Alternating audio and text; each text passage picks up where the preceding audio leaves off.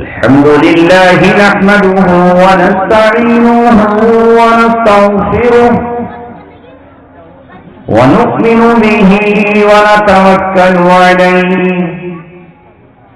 ونعوذ بالله من شرور أنفسنا ومن سيئات أعمالنا من يهده الله فلا مضل له ومن يضلله فلا هادي له ونشهد أن لا إله إلا الله وحده لا شريك له ونشهد أن سيدنا وسندنا وشفيعنا وحبيبنا ومولانا محمدا عبده ورسوله أرسله بالحق بشيرا ونذيرا وداعيا إلى الله بإذنه وسراجا منيرا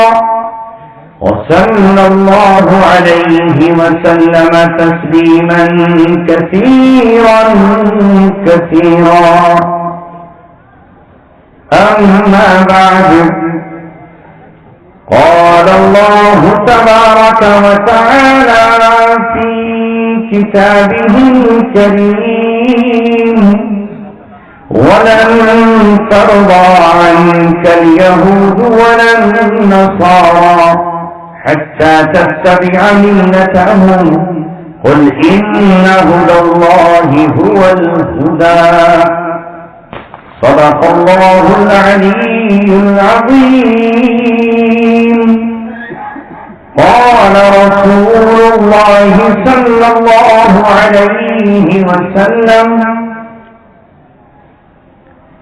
الإسلام يعلو ولا يعلى عليه صدق رسوله النبي الكريم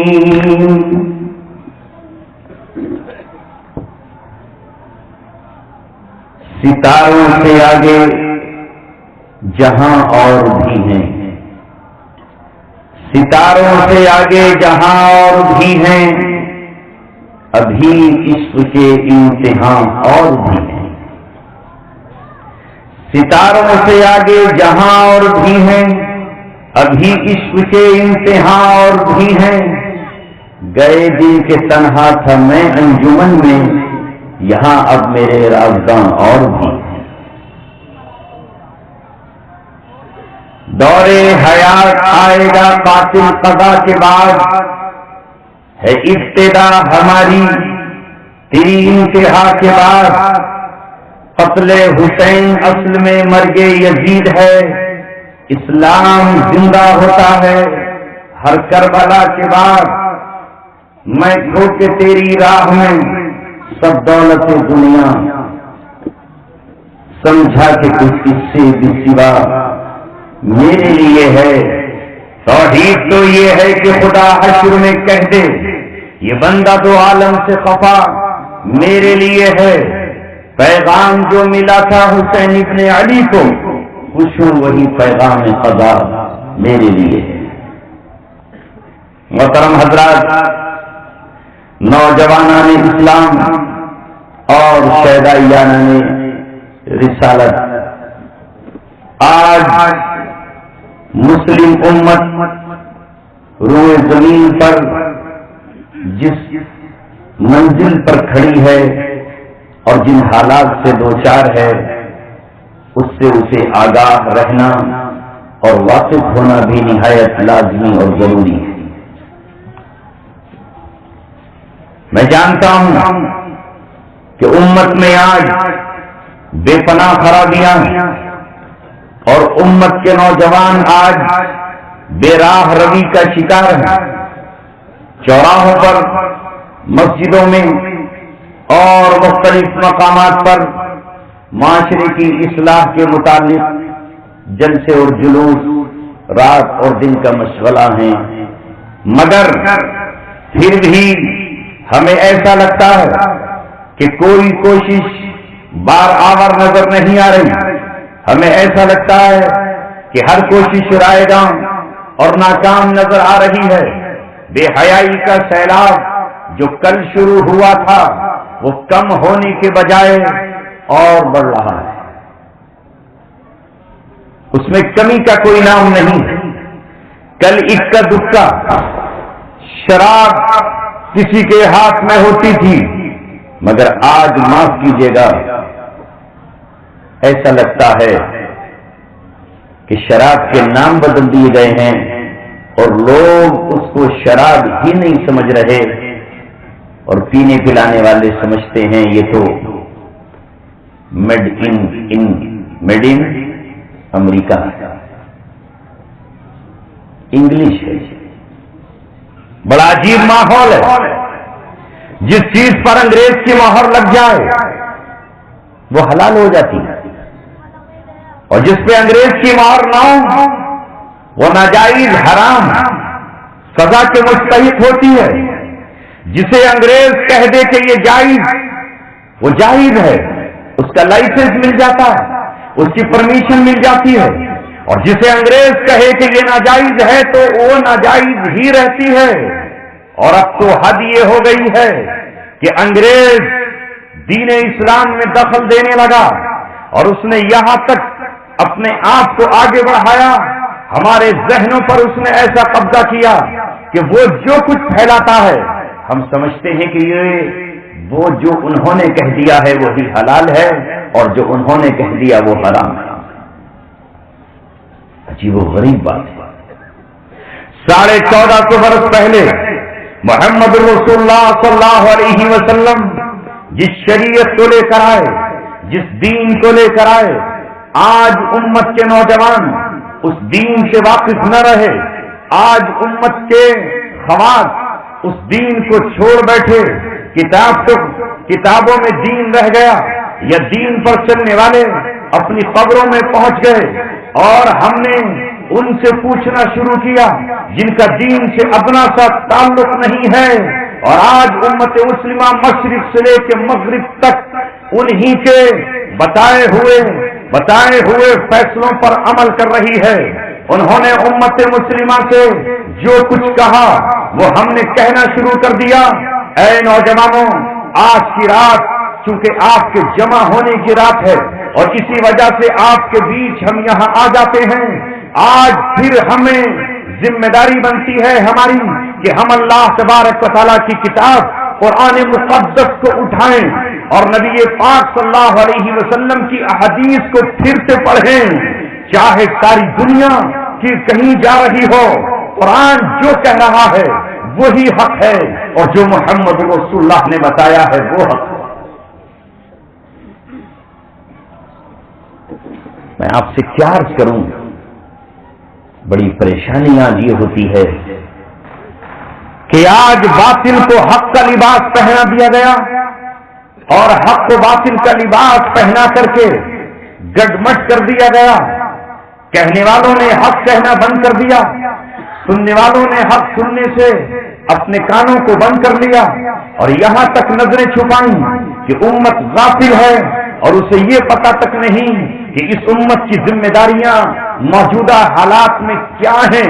ابھی شاعرانہ کلام کرتے ہوئے جناب کلیم الدین صاحب آپ کو اپنی تاریخ دہرا رہے تھے، مگر امت مسلمہ اپنی تاریخ پڑھنے کے لیے تیار کہاں ہے. آپ اپنے گھروں کا جائزہ لو، اپنے سینوں پر ہاتھ رکھو. ہم میں سے کتنے گھر ایسے ہوں گے جن میں ہمارے گھروں میں 10-10 ہزار کے ٹیلی ویژن رکھے ہوں گے، کسی کے یہاں 50,000 کا رکھا ہوگا اور کسی کو اور اللہ نے نوازا ہو تو وہ 1 لاکھ 1.5 لاکھ تک کی LCD اپنے گھر میں لا کر رکھے گا. میں ذرا آپ سے پوچھوں کہ آپ کے گھر میں یہ جب سے یہ ٹیوٹر آیا ہے جو آپ کو پڑھا رہا ہے، جب سے آپ کے گھر میں یہ مفتی آیا ہے جو آپ کو آ کر کے فتوے دیتا ہے، جب سے یہ آپ اس نے سکھانا شروع کیا ہے، اس کے علاوہ ذرا بتاؤ تو صحیح، کیا ہمارے گھر میں کوئی حدیث کی کتاب رکھی ہے؟ کیا ہمارے یہاں کوئی تاریخ کی کتاب رکھی ہوئی ہے؟ کیا ہمارے یہاں میں مسلک کی بات نہیں کر رہا، ہر مسلک کے ماننے والوں نے اللہ تبارک و تعالیٰ کی کتاب کا ترجمہ کیا ہے اور اس کی تفسیر بھی لکھ دی ہے۔ آپ کا تعلق کسی مسلک سے ہو اور آپ کسی مشرب کو مانتے ہو، لیکن مجھے بتاؤ کیا آپ کے گھر میں قرآن کریم کی تفسیر بھی موجود ہے؟ روزانہ خبروں کی شکل میں ہم نہ جانے کیا کیا واقعات سنتے ہیں، ہم گانوں کی شکل میں نہ جانے کون کون سی فاحشاؤں کی ترنم ہم سنا کرتے ہیں، سیریل کی شکل میں ہمارے بچوں کو نہ جانے کیا کیا پڑھایا جا رہا ہے، کس طرح کے سیریل دکھا کر ہمارے بچوں کو کس چیز سے واقف کرایا جا رہا ہے۔ اگر کوئی آواز ہمارے بچوں کے کان میں نہیں آ رہی تو وہ قرآن کی آواز ہے، اگر کوئی چیز نہیں ہم پڑھ رہے تو وہ ہماری تاریخ ہے، اگر ہم کسی چیز کو بھولے ہوئے ہیں تو اسلام کے ان ہیرو کی تاریخ ہے جو اسلام کے حقیقی معنی میں ہیرو تھے۔ اور یہی وجہ ہے کہ آج ہمیں اسلام کچھ اور نظر آ رہا ہے اور اسلام کی تشریح کرنے والے بھی دور تک نظر نہیں آ رہے۔ اے میرے دوستو عزیزو، دنیا میں جب تم جاتے ہو کوئی چیز خریدنے تو ایک ایک چیز کو ٹٹول کر دیکھتے ہو، ایک ایک چیز کو ٹٹول کر دیکھتے ہو، تب کہیں جا کر اسے خریدتے ہو۔ دین کے مسئلے میں کیوں تحقیق نہیں کرتے؟ افلا تعقلون، کیا اپنی عقلوں سے کام کیوں نہیں لیتے؟ اللہ تبارک و تعالیٰ نے جس مقصد کے لیے ہمیں بھیجا ہے اس زمین پر، ہم اس پہ غور و فکر کیوں نہیں کرتے؟ پچھلی کئی صدیاں امت مسلمہ یہودیوں اور عیسائیوں کی زد میں ہے، اور آج وہ اس مقام پر پہنچ گئے ہیں کہ انہوں نے اپنا لیکچرر، انہوں نے اپنا ایک پروفیسر، انہوں نے اپنا ایک معلم اور تعلیم یافتہ ٹیلی ویژن کی شکل میں ہمارے گھر میں بٹھا کر کھڑا کر دیا ہے، ایک ناچنے گانے والی ایک فاحشہ عورت جو خبریں دینے کے بعد کسی کی باہوں میں جا کر جھولتی ہے، جو کسی شرابی سے عشق لڑاتی ہے، جو زنا کاری کے محفلوں اور اڈوں پر رہتی ہے، اور وہ ہمیں آ کر کے حالات اور دنیا کی خبر دیتی ہے، اور ہم یہ سمجھتے ہیں کہ اس خبر میں تو جھوٹ ہو ہی نہیں سکتا، اس میں تو ملاوٹ ہو ہی نہیں سکتی، حالانکہ 1450 برس پہلے اللہ تبارک و تعالیٰ نے قرآن نازل کر کے ہم سے کہا تھا، یا ایھا الذین آمنوا ان جاءکم فاسق بنبأ فتبینوا ان تصیبوا قوما بجہالۃ فتصبحوا علی ما فعلتم نادمین۔ اے ایمان والو، اگر کوئی خطا کار، اگر کوئی گناہ گار، اگر کوئی فاسق، اگر کوئی مردود الشہادہ تمہارے پاس خبر لے کر آئے تو اس خبر کی تصدیق کر لیا کرو، اس خبر کی تحقیق کر لیا کرو، تم یوں ہی آنکھ بند کر کے اس پہ یقین مت کیا کرو۔ مگر آج امت مسلمہ کا حال یہ ہے کہ وہ خبر کو وحی الہی کا درجہ دیا۔ اسلام نے خبر اور شہادت تک میں فرق کیا ہے، شہادت کچھ اور ہے، خبر کچھ اور ہے۔ اللہ اکبر! یہ امت مسلمہ آج سے نہیں، تقریباً 100 سال سے، اور انگریزی شمار کریں تو 90 سال سے دجالی اور یہودی نظام کی زد میں ہے، اس کی زد میں ہے، اور آئی ٹی کے ذریعے، انفارمیشن ٹیکنالوجی کے ذریعے انہوں نے میری اور آپ کی آنکھوں پر ایسے ہی سحر اور جادو کر دیا ہے کہ جب تک اس آنکھ میں قرآن کا نور نہ ہو، جب تک اسے محمد رسول اللہ کی حدیث سے روشنی نہ ملے، جب تک اس دل میں صحابہ کرام کی عظمت نہ ہو، نبی پاک صلی اللہ علیہ وسلم کے ستارے جو صحابہ ہیں، اگر ان کا طریقہ موجود نہ ہو تو ہمیں ان کے جادو سے، ان کے سحر سے حقیقت کچھ اور نظر آئے گی، بالکل ویسا ہی جیسا کہ حضرت موسیٰ علیہ السلام کی موجودگی ہی میں پوری قوم بنی اسرائیل اور قبطی قوم کے سامنے جب جادوگروں نے اپنی رسیاں اور لاٹھیوں کو سانپ بنا دیا اور سحروا اعین الناس، اور انہوں نے ان کی آنکھوں پر جادو کر دیا تو وہ اس سحر کی وجہ سے کیا سمجھے کہ یہ رسیاں اور لاٹھیاں نہیں بلکہ یہ تو دوڑتے بھاگتے ہوئے سانپ. ایسا ہی کچھ حال آج ہمارا ہے. اے دوستو اور عزیزو، اے امت مسلمہ کے دھڑکتے ہوئے سینے میں دلو، اور آج کی نئی نسل جو کم از کم کچھ نہ کچھ حالات کی خبر رکھتی ہے، مجھے آپ سے چند باتیں عرض کرنی ہیں جو آج آپ کی سمجھ میں نہیں آنے والی. آج نہیں آنے والی کیونکہ پہلی مرتبہ تو ڈرامہ بھی سمجھ میں نہیں آتا، سیریل بھی سمجھ میں نہیں آتا، کہانی بھی سمجھ میں نہیں آتی، لیکن انشاءاللہ وقت آئے گا اور آپ کو بتائے گا وقت، پھر آپ خود سمجھ جائیں گے. جو میں نے آج بات عرض کی ہے کہ گئے دن کے تنہا تھا میں انجمن میں، یہاں اب میرے رازداں اور بھی ہیں. ایک دن تھا کہ جب ہم آج سے 15 سال پہلے آپ حضرات کے بیچ آ کر اس طرح کی گفتگو کرتے تھے تو لوگ یہ کہتے تھے یہ احمقوں کی باتیں ہیں، یہ دیوانوں کی باتیں ہیں، یہ مجنوؤں کا پاگل پن ہے، یہ چند فرسودہ خیالات ہیں، یہ کس جہاں اور کس دنیا کی بات کر رہے ہیں. مگر جن چیزوں کی خبر محمد رسول اللہ نے کل دی تھی وہ آج ہم اپنی آنکھوں سے ہوتا ہوا دیکھ رہے ہیں اور انشاءاللہ ان قریب ہم دیکھیں گے. میں نے کئی مقامات پر عرض کیا اور آج پھر آپ کے سامنے عرض کر رہا ہوں کہ پچھلی ایک صدی میں اس امت پر 5 قیامتیں ایسی زبردست ٹوٹی کہ یہ امت ان 5 قیامتوں سے ابھرنے کی کوشش کرتی رہی. اب بڑی مشکل سے آ کر اس نے اپنی زمین پہ قدم جمایا ہے. 5 قیامتیں اس امت پر ٹوٹی. لوگ کہیں گے وہ قیامت تھی ہی کیا جو ہم نے دیکھی؟ ہاں میں اور آپ تو اس زمانے میں نہ تھے. سنیے 3 مارچ 1924 کو جب مسلمانوں کا کلمہ جو مشرق سے مغرب تک عرب سے عجم تک ایک تھا، جب مسلمانوں کا ایک امیر تھا اور اس امیر کو ساری دنیا خلیفۃ المسلمین کہا کرتی تھی، یہ وہی خلیفہ تھا جس کے بچانے کے لیے ہندوستان کے گلی کوچوں میں خلافت موومنٹ چل رہا تھا، خلافت بچاؤ کمیٹی چل رہی تھی. اس وقت کے عالموں میں اور آج کے عالموں میں فرق یہ ہے کہ اس وقت مولانا ابوالکلام آزاد جیسا عالم جو کسی مسجد کا امام نہ تھا، جو کسی مصلی پر کھڑے ہو کر نماز نہیں پڑھاتا تھا، جو جمعے کی نماز اور عیدگاہ کی نمازوں میں نہیں نکلتا تھا، جس کے ہاتھ میں خانقاہ کے شیخ کی تسبیح تک نہ تھی، مگر اس کی اگر آپ الہلال پڑھ لیں اسی ابوالکلام آزاد کا، اگر آپ البلاغ پڑھ لیں اسی ابوالکلام آزاد کی، اگر آپ مسئلہ خلافت پڑھ لیں تو مسئلہ خلافت سے اتنا واقف تھا، وہ اتنا جانکار تھا، وہ خلافت کو اس انداز سے جانتا تھا کہ اس نے اپنے قلم سے شعلے اٹھا رکھے تھے.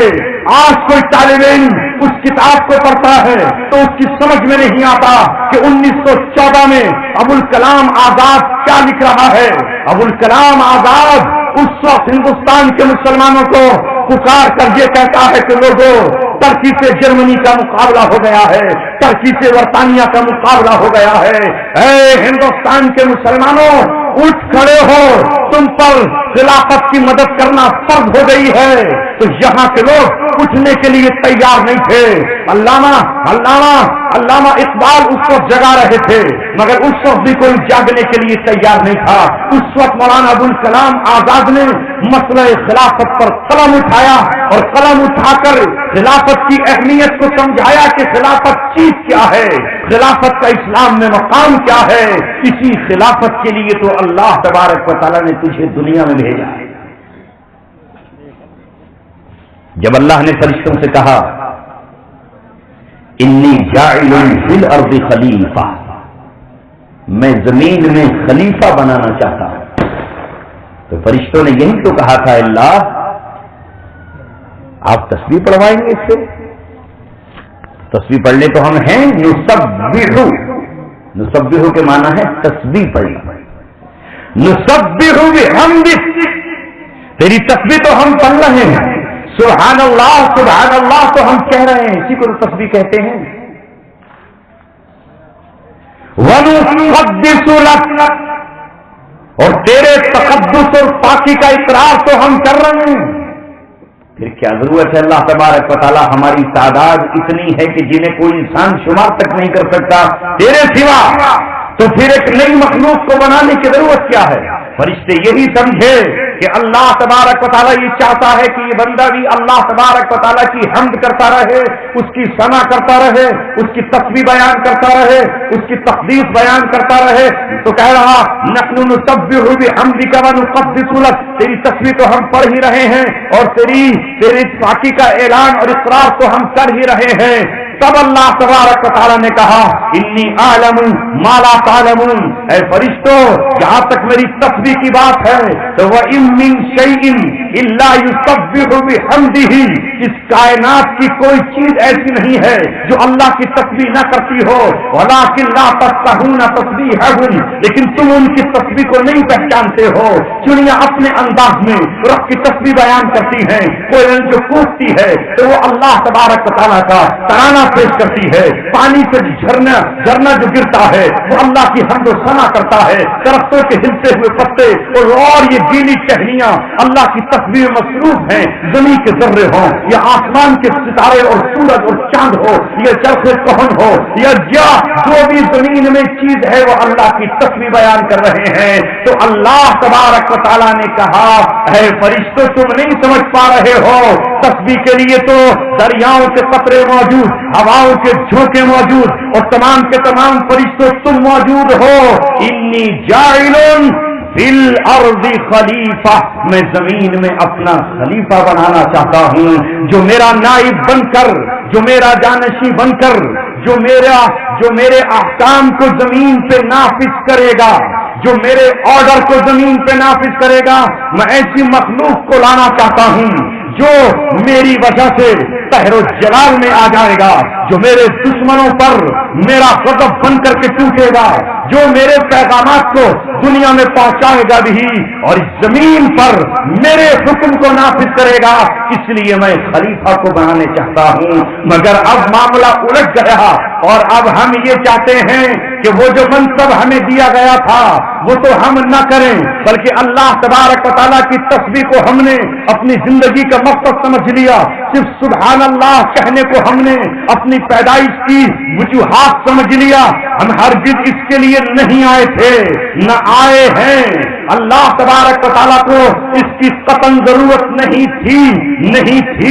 جس کی زندہ مثال حضرت نبی پاک صلی اللہ علیہ وسلم نے بیان فرمائی کہ ایک بستی کو الٹنے کا محمد رسول اللہ فرما رہے ہیں. جبریل کو حکم دیا گیا، جبریل جب اس بستی میں پہنچے تو وہاں ایک اللہ کے ولی اور پہنچے ہوئے شخص تھے. کیسے ولی؟ تو جبرائیل ان کی گواہی دے رہے ہیں. آپ جیسے مجھ جیسے لوگ نہیں، جبریل نے جا کر گواہی دی.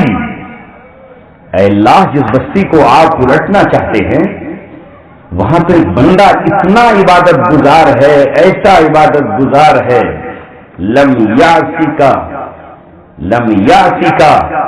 طرفۃ عین قط، جس نے پلک جھپکنے کے برابر بھی کبھی گناہ نہیں کیا ہے. میں گواہ ہوں، گھنٹے 2 گھنٹے کی بات نہیں، پلک جھپکنے کے برابر بھی اس نے گناہ نہیں کیا ہے. مولا ایسی بستی میں اتنا پہنچا ہوا ولی رہتا ہے تو کیا پھر بھی اس بستی کو الٹ دوں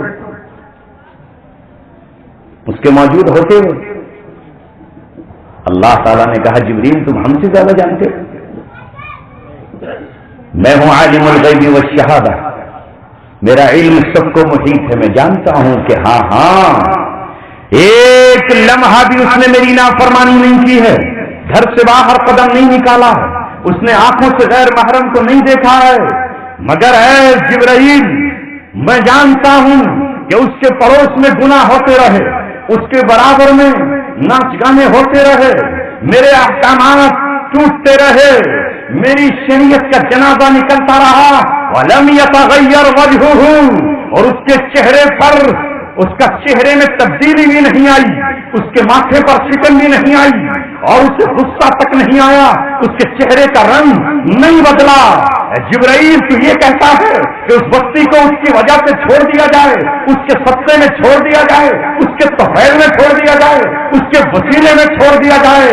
جا، تجھے حکم یہ دیا جاتا ہے کہ اسی کے گھر سے اور اس کی کٹیا سے اور اسی کی جھوپڑی سے اس کی شروعات کر دے اور وہی سے بستی کو الٹ دے۔ میں نے انسان کو پیدا اسی لیے کیا ہے کہ وہ میرے لیے برائیوں کو مٹانے کے لیے اٹھ کھڑا ہو، اور برائی کو مٹاتے ہوئے اگر اس کے سینے پہ خنجر چل جائے، اس کا گلا کٹ جائے، اس کا خون بہ جائے، اس کا لہو جسم سے نکل کے بہ جائے، تو میں اسے شہادت کا درجہ دیتا ہوں، اسے موت نہیں کہتا، اسے زندگی قرار دیتا ہوں۔ وہ برائیوں کو مٹانے کے لیے جب تلوار کا قبضہ پکڑ کر نکلتا ہے تو میں اسے مجاہد اور غازی قرار دیتا ہوں۔ اس راستے میں جو اس کے پیر پہ دھول لگتی ہے، وہ دھول جہنم کی آگ اس کو نہیں پہنچے گی جہاں تک وہ گرد و غبار لگ جائے گا۔ مجھے خالی اللہ اللہ کرانا ہوتا تو میں انسان کو پیدا ہی کیوں کرتا، فرشتے کا؟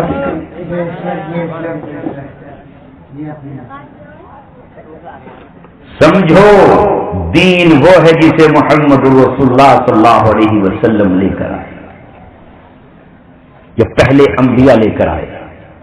غور سے سنو نوجوانوں، انسانی خواہشات نے دین کو ہمیشہ بدلنے کی کوشش کی ہے، تبدیل کرنے کی کوشش کی ہے، اور اپنے منمانے سانچے میں ڈھالنے کی کوشش کی ہے۔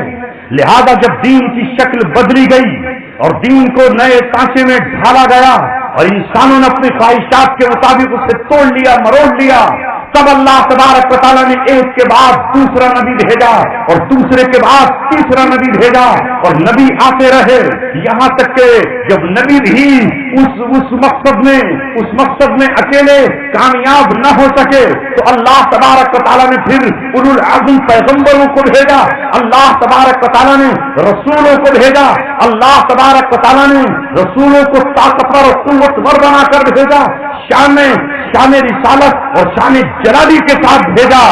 آخر میں اللہ تبارک و تعالیٰ نے پوری روئے زمین کی رہنمائی کے لیے، مشرق و مغرب کے لیے، شمال اور جنوب کے لیے، تحت الثری اور عرش معلیٰ تک کے لیے محمد رسول اللہ صلی اللہ علیہ وسلم کو بھیجا، اور آپ پر نبوت ختم فرما کر یہ کہا کہ ہم ہر 100 سال میں ایک مجدد کو بھیجتے رہیں گے۔ وہ مجدد کبھی ایک شخص ہو سکتا ہے اور وہ مجدد کبھی جماعت ہو سکتی ہے۔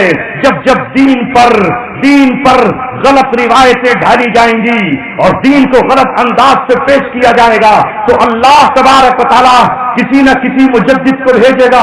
ان اللہ یبعث علی کل رأس مئۃ من یجدد لها دینہ، اللہ تبارک و تعالیٰ ہر قرن میں، ہر صدی میں، صدی کے آخر میں جب ایک صدی جا رہی ہو اور دوسری صدی آ رہی ہو، ایک کا اینڈ ہو اور دوسرے کی شروعات ہو، تو اللہ تبارک و تعالیٰ ایک مجدد کو بھیجتا ہے جو دین کی تجدید قیامت تک کرتا رہے گا، دین کی تجدید قیامت تک کرتا رہے گا۔ یہ مجدد ہر علاقے، ہر دور میں آتے رہیں گے اور دین کو سجاتے اور سوارتے رہیں گے۔ یہ کسی ملامت کرنے والے کی ملامت کی پرواہ نہیں کریں گے۔ جن لوگوں نے دین اپنی خواہشات کے مطابق چھانٹا ہے وہ ان پر کفر کے فتوے لگائیں گے۔ وہ بادشاہ جو دین کو اپنے منمانی طریقے پر چلاتے ہیں یہ ان بادشاہوں کی بات نہیں مانیں گے۔ پہلی صدی سے لے کر کے آج تک اگر آپ تاریخ کے پنے کھولیں گے، اگر آپ ہسٹری اور اتہاس کو پڑھیں گے تو حکومتیں بھی باطل فرقوں سے متاثر ہوئی ہیں اور ہو جاتی ہیں۔ خلیفہ وقت کا باطل سے متاثر ہوا اور اس نے معتزلہ اختیار کر لیا، اس نے اعتزال اختیار کیا، اور اس وقت کے کچھ لوگ یہ کہنے لگے کہ قرآن اللہ تبارک و تعالیٰ کی مخلوق ہے، قرآن اللہ کی مخلوق ہے۔ تو امام احمد بن حنبل کھڑے ہو گئے اور کھڑے ہو کر یہ کہا کہ قرآن اللہ کی مخلوق نہیں ہے، قرآن اللہ کا کلام ہے، قرآن اللہ کی زبان ہے، قرآن اللہ کی صفت ہے، قرآن اللہ تبارک و تعالیٰ کے لبوں سے نکلے ہوئے الفاظ ہیں۔ جس طرح اللہ تبارک و تعالیٰ قدیم ہے، جس طرح اللہ تبارک و تعالیٰ کو فنا نہیں، قرآن کو بھی فنا نہیں ہے۔ جس طرح اللہ حی لا یموت ہے، قرآن بھی حی لا یموت ہے۔ قرآن ایسے ہی باقی ہے جیسے اللہ کی ذات باقی ہے۔ امام احمد ابن حنبل کو پکڑ لیا گیا، گرفتار کر لیا گیا، حکومت کا کوڑا جلادوں کے ہاتھ میں ہے، جلاد اپنے ہاتھ میں کوڑا لیے ہوئے ہیں، احمد ابن حنبل کے پیروں میں بیڑیاں ہیں اور ہاتھوں میں ہتھکڑیاں ہیں، ننگا بدن ہے اور کوڑے پر کوڑے پڑ رہے ہیں۔ بادشاہ نے کہہ دیا ایک جلاد ایک ہی کوڑا مارے گا، تازہ دم کوڑا مارے گا تاکہ اس کا ہاتھ تھک نہ جائے۔ ایک کوڑا مارتا حضرت مولانا علی میاں نے اپنی کتاب میں لکھا ہے، تاریخ دعوت و عظیمت میں اتنا طاقتور کوڑا مارا جاتا تھا کہ اگر وہ ہاتھی کے مار دیا جاتا تو ہاتھی چنگھاڑتا ہوا جنگلوں کی طرف نکل جاتا، مگر واہ رے احمد ابن حنبل تو نے کوڑا کھایا۔ جب ایک کوڑا ان کے سامنے آتا اور بادشاہ یہ کہتا کہ اے احمد ابن حنبل اپنے ایمان سے، اپنے عقیدے سے اور اپنے نظریات سے توبہ کر لے، تو احمد ابن حنبل کہتے آتینی کتاب اللہ اور سنت رسول اللہ، میرے سامنے اللہ کی کتاب پیش کرو، میرے سامنے رسول اللہ کی سنت کو پیش کرو، میں اس کے علاوہ کچھ اور نہیں جانتا۔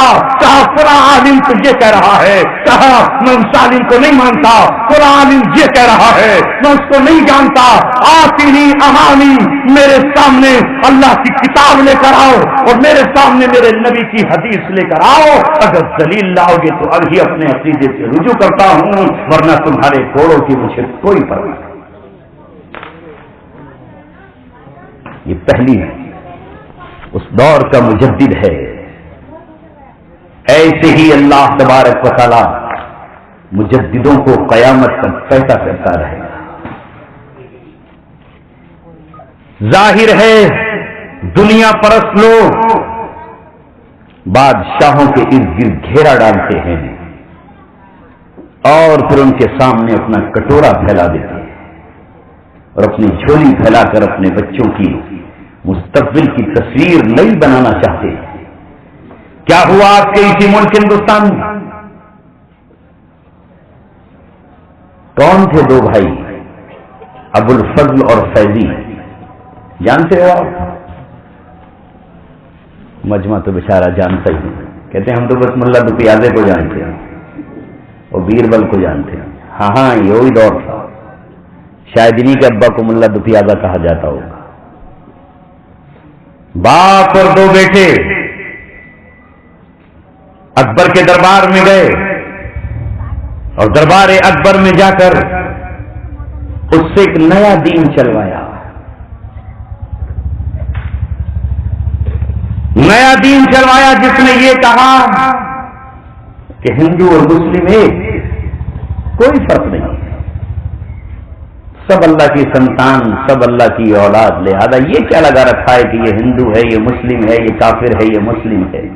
مہاراجا آپ خود ذل الہی ہیں، آپ خود بادشاہ ہیں اور بادشاہ اللہ تبارک و تعالیٰ کا سایہ ہوا کرتا ہے، لہذا آپ ایک نیا دین ایجاد کریں، آپ کی حکومت یہاں سے لے کے وہاں تک پہنچ جائے گی۔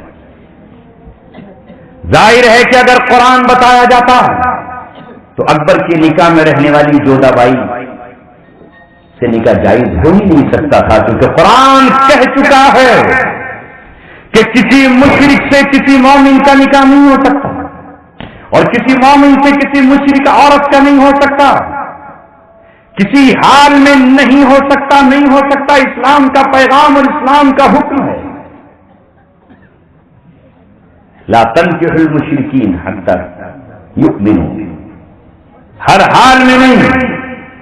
وَلَعَبْدٌ مُؤْمِنٌ خَيْرٌ مِّن مُشْرِكٍ، ایک غلام سے ایک عورت نکاح کر لے، چاہے غلام کے پاس اپنی ملکیت میں جھونپڑی بھی نہ ہو، ایک سکہ بھی اس کی جیب میں نہ ہو، بھی دوسرے کا ہو، لیکن وہ تیرے لیے بہتر ہے۔ خَيْرٌ مِّن مُشْرِكٍ، مگر جب اس قرآن کو رکھا جاتا تو ظاہر ہے کہ وہ تو نکاح ناجائز قرار پاتا اور اس سے ملاپ حرام قرار پاتا اور اس سے ہونے والی اولاد ناجائز اولاد قرار پاتی.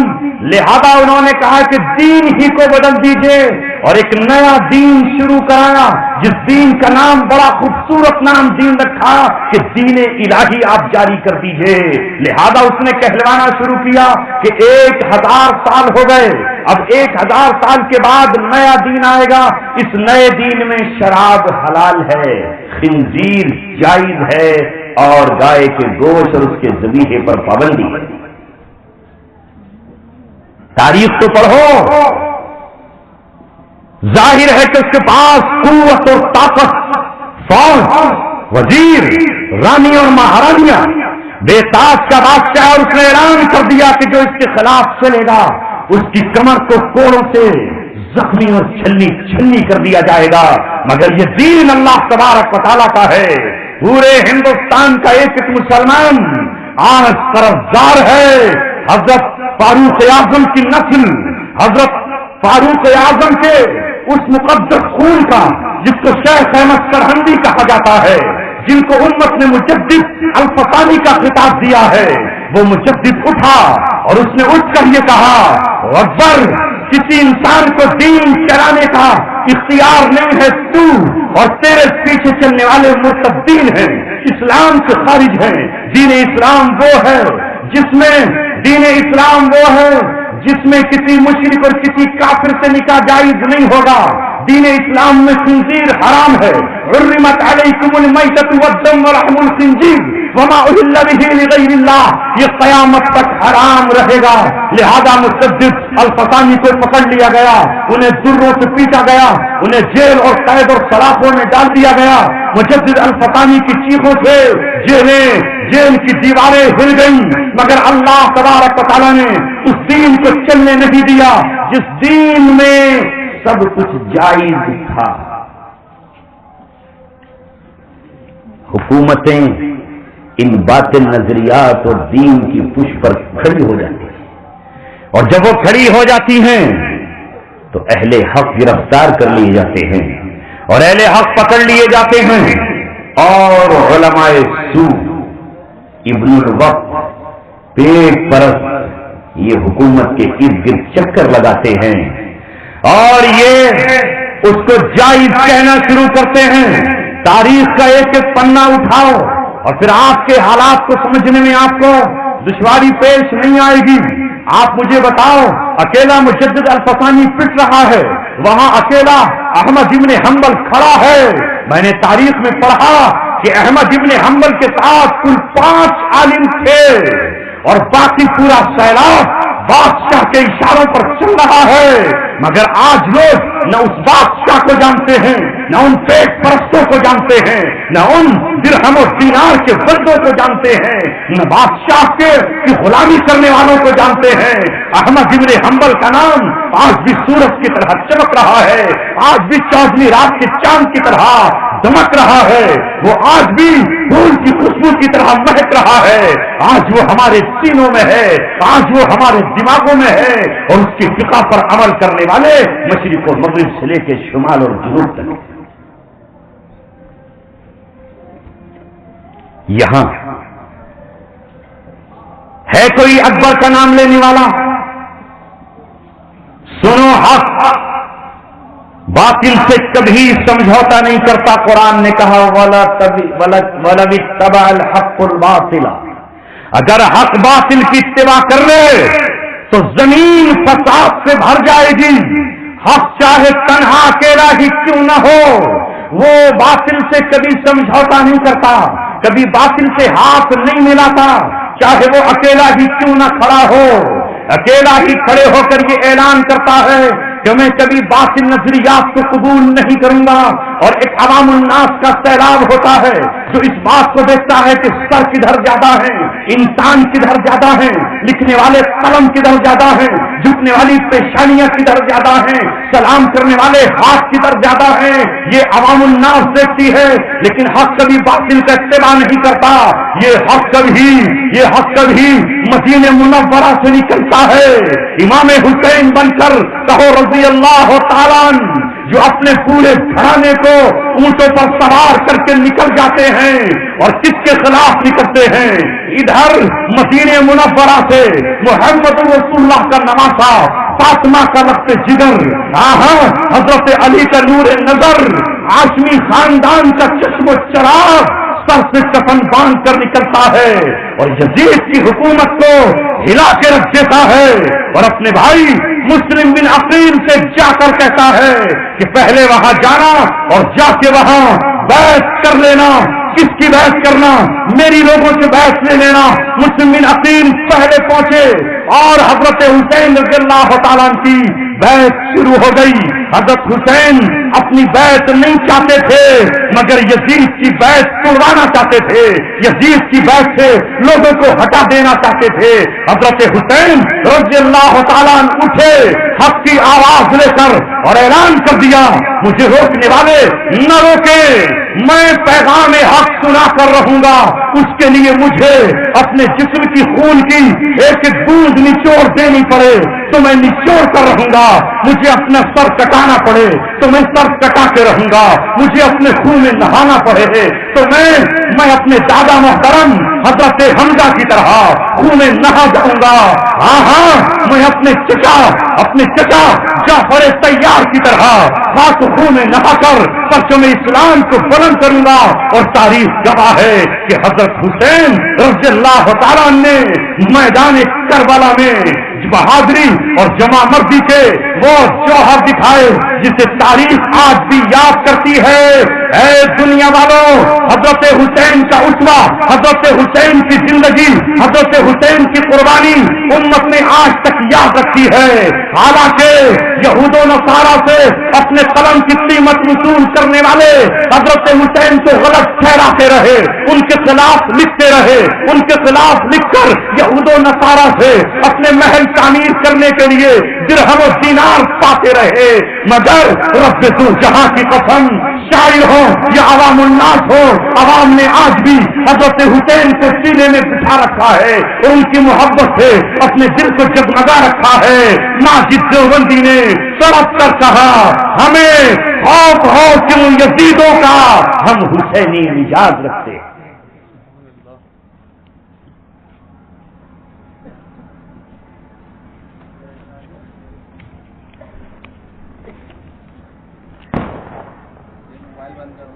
وقت کی چونکہ قلت ہے اور مضمون بکھر جاتا ہے، اس لیے بہت سی چیزوں پر روشنی شاید نہ پڑے، پہلے ہی سے آج روشنی بہت پڑ رہی ہے۔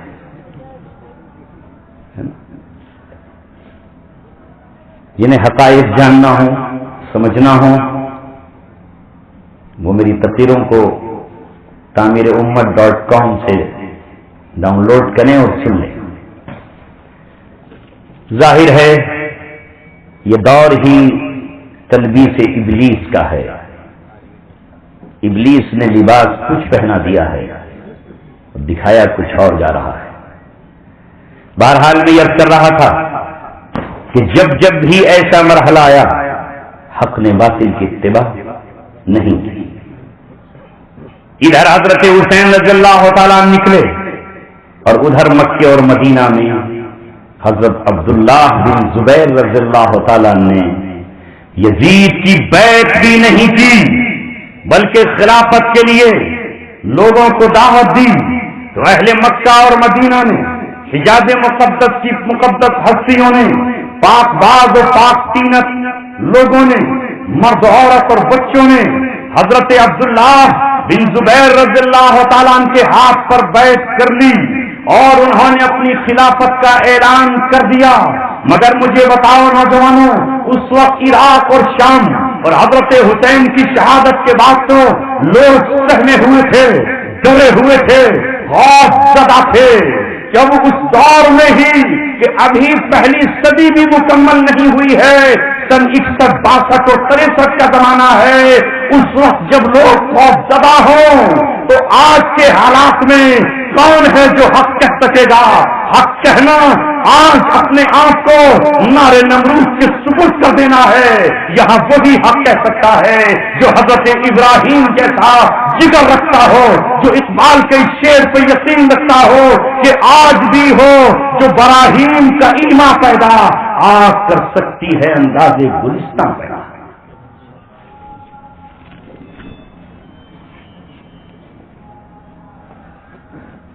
لیکن عبداللہ بن زبیر اپنے مقام پر کھڑے رہے، ڈٹے رہے، یہاں تک کہ یزید اپنی موت ختم ہوا، مگر اس کے بعد بنو امیہ کا دور جاری ہوا اور حضرت عبداللہ بن زبیر رضی اللہ تعالیٰ عنہ پر اٹیک کر دیا گیا، مکہ پر اٹیک کیا گیا، مکے کو گھیر لیا گیا۔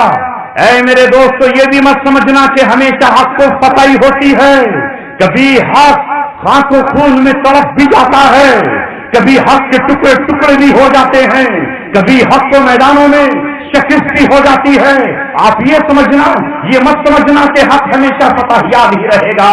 حق الحسنیین، حق دونوں حال میں فتح یاب ہوتا ہے۔ جب وہ شکست سے دو چار ہوتا ہے تو بھی اللہ تبارک و تعالیٰ اسے نعمتوں سے نوازتا رہتا ہے۔ وہ مر کر بھی زندہ ہوتے ہیں، وہ مر کے شہید ہو جاتے ہیں، وہ زندہ رہتے ہیں تو غازی ہوتے ہیں۔ اس لیے حضرت عبداللہ بن زبیر رضی اللہ تعالیٰ یزید کے قبضے میں تو نہ آئے، وہ جو ان پہ چڑھائی کرنے کے لیے مسلم بن عقبہ گیا تھا وہ تو اللہ کی پکڑ میں آیا اور مارا گیا۔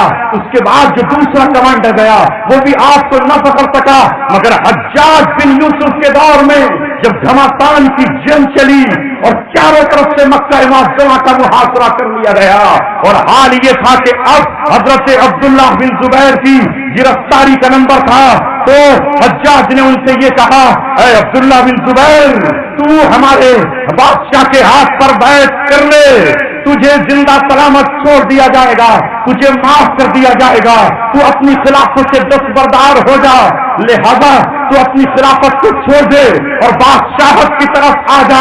عبداللہ بن زبیر نے اپنی امی جان حضرت اسما سے مشورہ کیا، ماں میرے سامنے حجاج بن یوسف کا اور بادشاہ کا پیغام آیا ہے، کیا میں خلافت سے دستبردار ہو جاؤں؟ کیا میں مسئلے حسن چپ لگا جاؤں؟ کیا آگے کی تیاری کے لیے میں اپنے آپ کو ثبوت کر دوں؟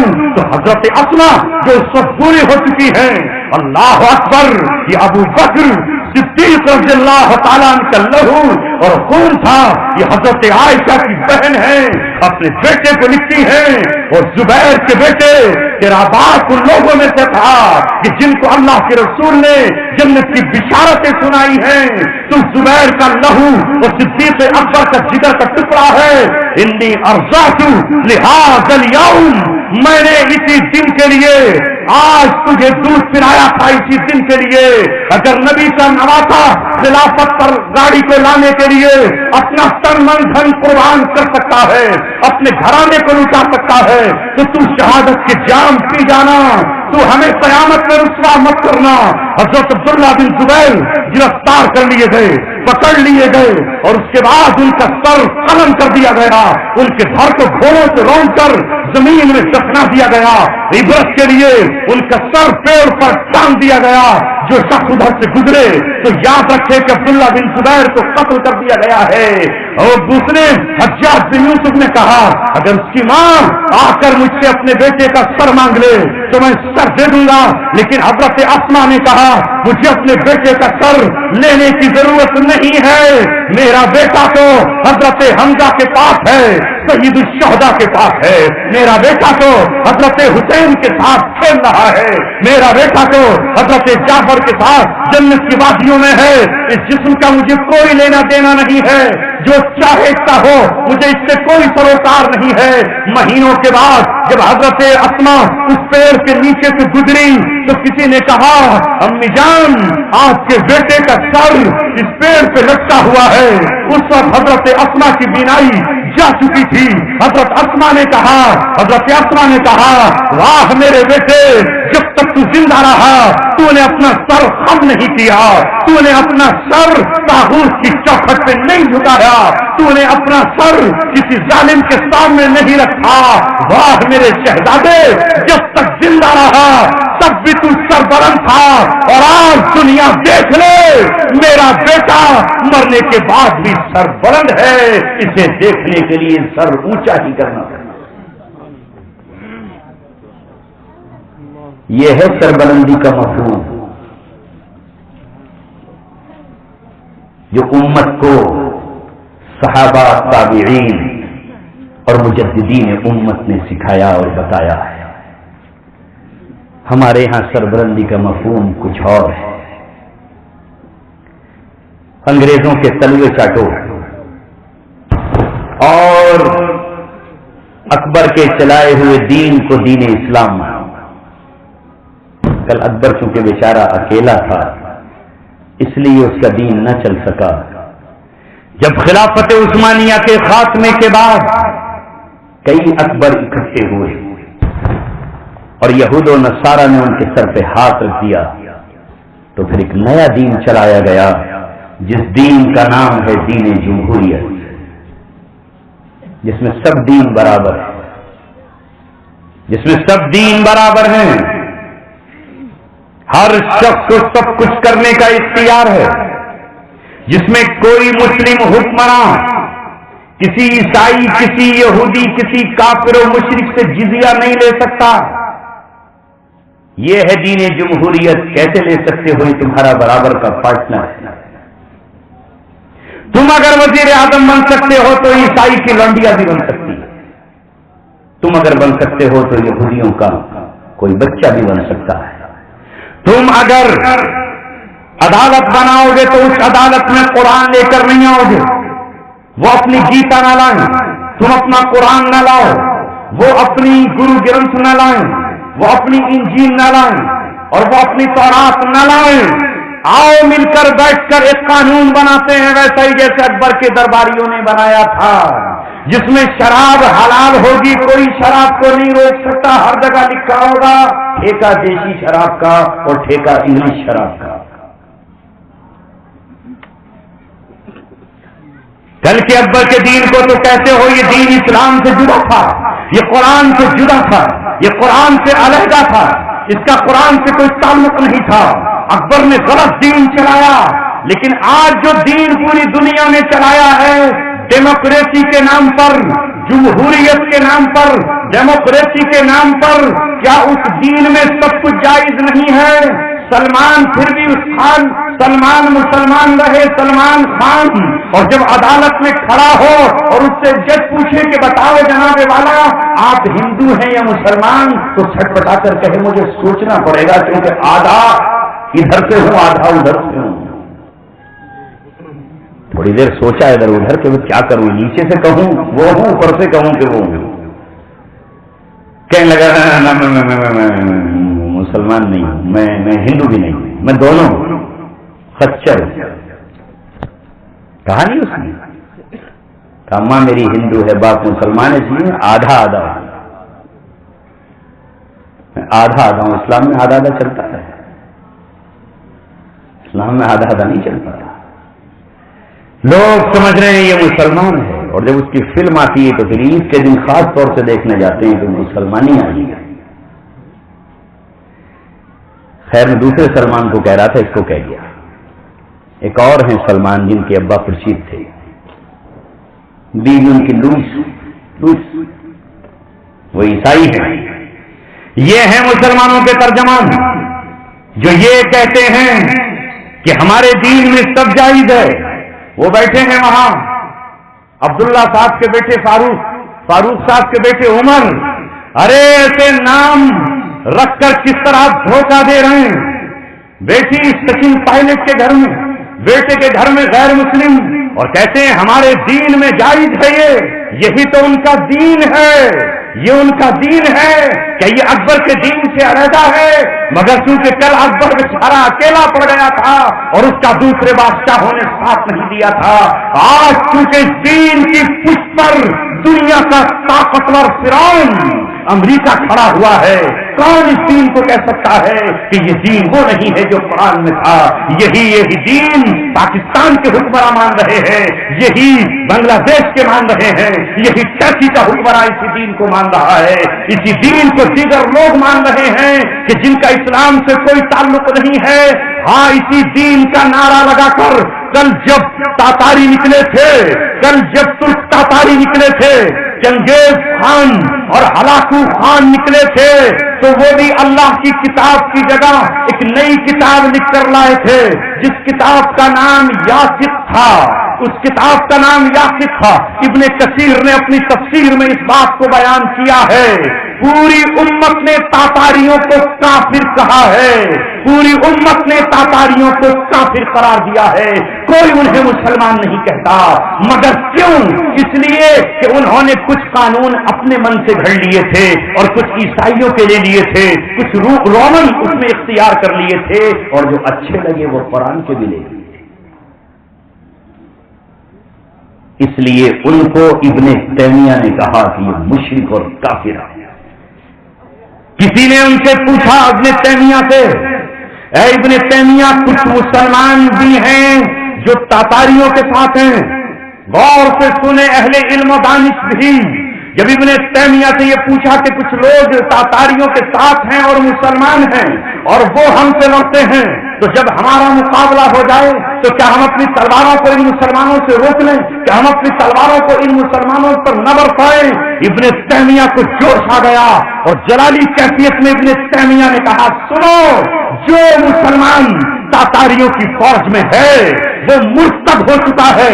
قرآن کہہ چکا ہے, وَمَن يَتَوَلَّهُم مِّنكُمْ فَإِنَّهُ مِنْهُمْ, جو ان کی طرف سے آیا ہے اسلام سے خارج ہو چکا ہے. ارے عام مسلمان نہیں, اگر تاتاریوں کی صف میں میں کھڑا ہوں اور میرے سر پہ مصحف یعنی اللہ کی کتاب رکھی ہو تو مجھے پہلے جھٹکے میں قتل کر دے. یہ ہے ابن تیمیہ, شمشیر برہنہ. ابن تیمیہ کیسے اچھے لگ جائیں گے آج کے لوگوں کو, کیسے لگ جائیں گے؟ اس لیے آج سمجھ لو, وہ حکمران اور ان کی وہ فوجیں جو انگریز اور یہود و نصارہ کے شانہ بشانہ کھڑی ہیں اور شانہ بشانہ کھڑے ہو کر امت مسلمہ کا قتل کر رہی ہیں, نام چاہے ان کے کچھ بھی ہوں, زمینوں کے نام وہ اپنے کچھ بھی رکھ لیں, قرآن کا فیصلہ وہی ہے جو ابن تیمیہ نے دیا ہے. آج بھی ان کا فیصلہ وہی ہے جو ابن کثیر لکھ چکے ہیں. آج بھی ان کے حق میں وہی فتویٰ ہے جو حضرت ابوبکر صدیق رضی اللہ تعالیٰ دے چکے ہیں. ابوبکر صدیق کے دور میں تو کچھ مسلمانوں نے صرف اتنا کہا تھا کہ ہم زکوٰۃ بیت المال میں نہیں دیں گے, یہ مانعین زکوٰۃ کہلاتے ہیں. تو ابوبکر صدیق رضی اللہ تعالیٰ نے کہا تھا کہ یہ زکوٰۃ کو بیت المال میں جمع نہ کرنے کا اعلان کر کے اسلام سے خارج ہو چکے ہیں, یہ مرتد ہو چکے ہیں, اور مرتد کی سزا میرا نبی بیان کر کے جا چکا ہے, من بدل دینہ فاقتلوہ, کہ جو اپنے دین کو بدل دے پہلے اس پہ 3 دن توبہ پیش کی جائے گی, اگر وہ توبہ قبول نہ کرے تو پھر اس کا قتل کر دیا جائے گا. صدیق اکبر نے تلوار سنتی جس پر حضرت عمر رضی اللہ تعالیٰ جیسے شخص کو بھی اشکال ہو گیا اور کہا, اے ابوبکر صدیق, اے ابوبکر صدیق, آپ ان کو کیوں قتل کر رہے ہیں؟ یہ تو کلمہ گو ہیں, یہ تو مسلمان ہیں, یہ تو صاحب ایمان ہیں. تو ابوبکر صدیق نے کہا تھا, من فرق بین الصلاۃ والزکاۃ, جو جماعت کے ساتھ نماز ادا کرے اور زکات کو جماعت کے ساتھ نہ دے. میں نے اپنے نبی کو عاملوں کے ذریعے زکات وصول کرتے ہوئے دیکھا ہے, میں نے اپنے نبی کو بیت المال میں زکات جمع کرتے ہوئے دیکھا ہے. مجھے چڑھتے سورج کی طرح یقین ہے کہ یہ مرتد ہو چکے ہیں, اور ان سے انہوں نے ایسے ہی قتال کیا جس طرح رومیوں کی طرف انہوں نے اسامہ بن زید کا لشکر بھیجا, جس طرح انہوں نے حضرت صدیق نے مسیلمہ کذاب کے بات کو نہیں مانا کہ وہ یہ کہتا تھا تھا وہ یہ کہتا تھا کہ میں بھی نبوت کا دعویدار ہوں، میں رسول اللہ کا پارٹنر ہوں، میں محمد رسول اللہ کو بھی نبی مانتا ہوں، مگر ان کے بعد میں نبی ہوں، اللہ نے ان کے بعد مجھے نبی بنایا ہے۔ تو صدیق اکبر نے صحابہ کرام کو روانہ کر دیا کبھی، اور اس باغ میں جو بنو حنیفہ کا باغ کہلاتا تھا، اتنی بھیانک جنگ ہوئی ہے کہ اس پورے باغ کا نام حدیقۃ الموت پڑ گیا ہے، وہ حدیقۃ الرحمان کہلاتا تھا۔ 1200 صحابہ نے، رب دو جہاں کی قسم، وہ صحابہ جو پہلی جنگ سے لے کر آخری جنگ غزوہ تبوک تک 300 صحابہ شہید ہوئے ہیں، مگر مسلمہ کذاب سے لڑتے ہوئے حضرت ابو بکر صدیق نے قرآن کے حافظوں کو، قرآن کے عالموں کو، قرآن کے قاریوں کو، بڑے بڑے فقیہ صحابہ کو اس جنگ میں چھوڑ دیا تھا، اور یہ کہا تھا کہ جب تک مسلمہ کے موت کی خبر نہیں آ جائے میں لشکر کو واپس نہیں بلاؤں گا۔ اور ان تمام لوگوں کو جنہوں نے زکات کا جمع کرنے سے انکار کیا تھا انہیں مرتد قرار پایا۔ جب کچھ لوگوں نے یہ کہا، ایک طرف یہ مرتد ہو گئے، دوسری طرف جھوٹے نبوت کے دعوے دار کھڑے ہو گئے، تیسری طرف اسامہ کا لشکر روم کی طرف روانہ ہو گیا، ہم چاروں طرف سے گھر چکے ہیں، اے ابو بکر کیا ہوگا؟ تو ابو بکر نے کہا اگر میرا دائنا ہاتھ انکار کرے گا تو میں بائیں سے لڑوں گا، اور اگر بائیں انکار کرے گا تو میں دائیں سے مقابلہ کروں گا۔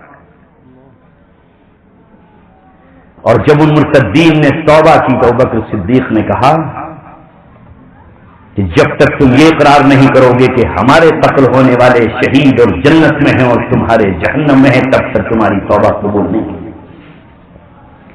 یہی تو آج فرق ہے، ہم سمجھ رہے ہیں کہ جس نے بھی کلمہ پڑھ لیا بس وہ مسلمان، کیا وہ اسلام سے خارج نہیں ہوگا؟ پوچھو ابن تیمیہ سے کہ اسلام سے کب خارج ہو جاتا ہے، محمد ابن عبد الوہاب سے پوچھو کہ اسلام سے انسان کب خارج ہو جاتا ہے، شاہ ولی اللہ سے پوچھو، قاضی ثناء اللہ پانی پتی سے پوچھو کہ اسلام سے خارج کب ہو جاتا ہے اور کب وہ مرتد ہو جاتا ہے۔ آج دنیا کو یہی دھوکہ ہو رہا ہے، وہ مسلم حکمرانوں کو یہ سمجھتے ہیں کہ یہ مسلمان ہیں، لیکن یہ مسلمان کہاں ہیں جو اپنے شہروں میں، جو جزیرۃ العرب میں، جو جزیرہ محمد صلی اللہ علیہ وسلم میں اسلام کو نافذ نہ ہونے دیں، اسلام کے نفاذ کرنے والوں کو یہ کہیں کہ یہ زمین تمہارے لیے تنگ کر دی گئی ہے، انہیں دہشت گرد قرار دیں، انہیں آتنکوادی قرار دیں، اور انہیں واجب القتل قرار دیں، اور ان کے لیے ان کی فوجیں اتر آئیں، رسول اللہ صلی اللہ علیہ وسلم کی شان میں کوئی گستاخی کرے اور کوئی یہ کہے کہ ہم اس گستاخی کرنے والے کے خلاف کم سے کم دھرنا ہی دے دیں تو اسے یہ جیل کی سلاخوں کے اندر ڈال دے۔ اے سعودی حکمرانوں کو، مسلمان سمجھنے والوں، اب نقابیں اتر چکی ہیں، اب امت نے اپنے خون کے دریا سے گزر کر اور اپنے ہاتھوں میں نیزے اٹھا کر ثابت کر دیا ہے یہ آل سعود نہیں، یہ آل سلول ہیں، یہ آل سلول ہیں، یہ عبداللہ بن ابی بن سلول کی اولادیں ہیں کہ جنہوں نے مسجد نبوی کے امام شیخ حذیفی کو صرف اس بنیاد پر جیل میں ڈالا تھا کہ انہوں نے امریکہ سے تنقید کر دی تھی، انہوں نے ہاشمی رفسنجانی سے تنقید کر دی تھی، انہوں نے یہ کہہ دیا تھا کہ عیسائیوں سے ہماری دوستی کیسے ہو سکتی ہے جبکہ وہ حضرت عیسیٰ کو اللہ کا بیٹا کہتے ہیں، حضرت مریم کو وہ اللہ کی بیوی قرار دیتے ہیں، ہمارا ان سے اتحاد کیسے ہو سکتا ہے؟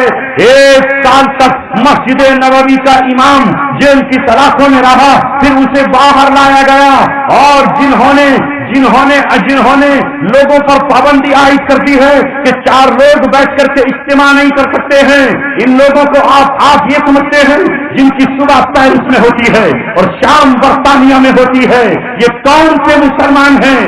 ذرا جواب تو دیں، یہ بتائیں تو صحیح۔ پوری دنیا جانتی ہے، پوری دنیا جانتی ہے، مسلمانوں پوری دنیا جانتی ہے کہ اہل عراق پر کس نے جارحیت کی، عراق میں کس نے آ کر کے بمباریاں کی، عراق کو کس نے خاک و خون میں توڑایا۔ 1990 سے لے کر کے 2003 تک، یعنی 13 سال تک 20 لاکھ بچے ماؤں کی گودوں میں اس لیے مر گئے کہ ان کے زخموں پر کوئی مرہم رکھنے والا نہیں تھا. فاسفورس بموں سے ان کے جسم جل گئے تو کوئی ٹھنڈا پایا رکھنے والا تک نہیں تھا. ان پر دانا اور پانی بند کر دیا گیا مگر اس پر بھی صبر نہیں آیا تو جھوٹا پروپیگنڈا شروع کیا. اس پروپیگنڈے پہ کیوں جاتے ہو؟ یہ باطل کا ہتھیار ہے, یہ باطل کا پروپیگنڈا ہے. کیا انہوں نے نہیں کہا تھا کہ صدام دنیا کا خوفناک شخص ہے, وہ سب سے بڑا جلاد ہے, وہ قاتل ہے, وہ درندہ ہے, وہ وحشی ہے, وہ رسائنک ہتھیار بنا رہا ہے, وہ کیمیکل اور بایولوجیکل ہتھیار بنا رہا ہے. اقوام متحدہ کا ڈیلیگیشن بار بار جاتا اور کہتا کہ ہمیں تیرے ایٹمی ریئیکٹر تلاش کرنا ہے. بار بار اس سے کہا جاتا ہمیں تیرا میزائل سسٹم دیکھنا ہے. بار بار اس سے یہ کہا جاتا ہمیں تیرا فلاں ہتھیار دیکھنا ہے. جب مسلسل اس کی تلاشیاں لی جاتی رہی, کوئی عرب حکمراں اس کے ساتھ نہیں آیا. عربیت کے نام پر بھی نہیں آیا, اسلام کے نام پر بھی نہیں آیا, قبائل کے نام پر بھی نہیں آیا, عربوں کے نام پر بھی نہیں آیا, مظلوم بہنوں کے نام پر بھی نہیں آیا. جب امریکہ کو لگا کہ ساری دنیا میں کوئی اس کی مدد کو نہیں آئے گا تو افغانستان سے ابھی فارغ نہیں ہوا تھا کہ مارچ 2003 میں اس نے اپنی فوجوں کو سرزمین عراق پر اتار دیا. اے مسلمانوں, اے آج فتوا جاری کرنے والوں, اے آل سعود کے پالتوؤں, اس وقت تم کہاں تھے؟ اس وقت تم کہاں تھے؟ تمہارے فتاوا کہاں تھے؟ اس وقت تمہارے قلم کہاں تھے؟ اس وقت تمہاری زبانیں کہاں تھی؟ کیا قرآن و سنت یہ نہیں کہتا؟ کیا فقہ یہ نہیں کہتی؟ کیا ہر امام یہ نہیں کہتا؟ کیا ہر مسلک یہ نہیں کہتا کہ جب کسی سرزمین پر دشمن آ جائے تو سب سے بڑا فرض یہ ہے کہ وہاں کے مسلمان اس سے مقابلہ کریں گے, اور اگر یہ مقابلے کی قدرت نہ رکھتے ہوں, یہ مقابلے سے عاجز ہو تو گول دائرے کی شکل میں یہ فرض بڑھتا چلا جائے گا یہاں تک کہ مشرق و مغرب تک پہنچ جائے گا. اے ہندوستان میں بسنے والوں اور آج اہل عراق پر تانا کسنے والوں, آج انہیں ان فتووں کی زد میں آ کر کافر قرار دینے والوں, سنو, یہ وہ لوگ تھے. کیا یہ ہندوستانیوں سے بھی گئے گزرے ہو جاتے؟ کیا یہ ہندوستان کی لکشمی بائی سے بھی گئے گزرے تھے؟ کیا یہ ہندوستان کے بھگت سنگھ سے بھی گئے گزرے تھے؟ کیا یہ گاندھی سے بھی گئے گزرے تھے؟ کیا یہ ادھم سنگھ سے بھی گئے گزرے تھے کہ جب ہندوستان میں انگریز آیا تو ادھم سنگھ نے جنرل ڈائر کو گولی مار دی؟ یہ سکھوں سے بھی گئے گزرے تھے کہ جنہوں نے جلیانوالے باغ کا انتقام لیا؟ کیا یہ لکشمی بائی سے بھی گئے گزرے تھے کہ جو اپنے ملک کے لیے اپنے بچے کو پیٹ سے باندھ کر لوٹی رہی اور مر گئی؟ ارے یہ عرب کے وہ شیر و شہزادے تھے. میں نے کل بھی کہا اور آج پھر کہتا ہوں, رب دو جہاں کی قسم, یہ وہ تھے کہ جب صومالیہ میں امریکہ داخل ہوا تو اپنی کشتیاں لے کر اور اپنے اونٹوں کو لے کر یہ نکلے کل کے عرب کے صحرا کی طرح, اور صومالیہ میں امریکہ کی ناک رگڑ دی. اور جب امریکہ افغانستان میں آیا تو ہاں یہی شہزادے تھے, یہی عرب کے جیالے تھے, یہی ڈاکٹر عبداللہ افزام تھا, یہی اس کا شاگرد اسامہ بن لادن تھا جو آج جسم کی بوٹی بوٹی کرا چکا, اپنا خون سمندر میں بہا چکا, ایک قطرہ امت کی بیٹیوں کو حوالے کر چکا, اور یہ کہہ چکا کہ جب تک زندہ رہا شہادت کی زندگی جیا اور جب تک مرا شہادت کی موت مرا. دنیا یہ کہتی ہے کہ وہ گرفتار کیوں نہیں ہوا؟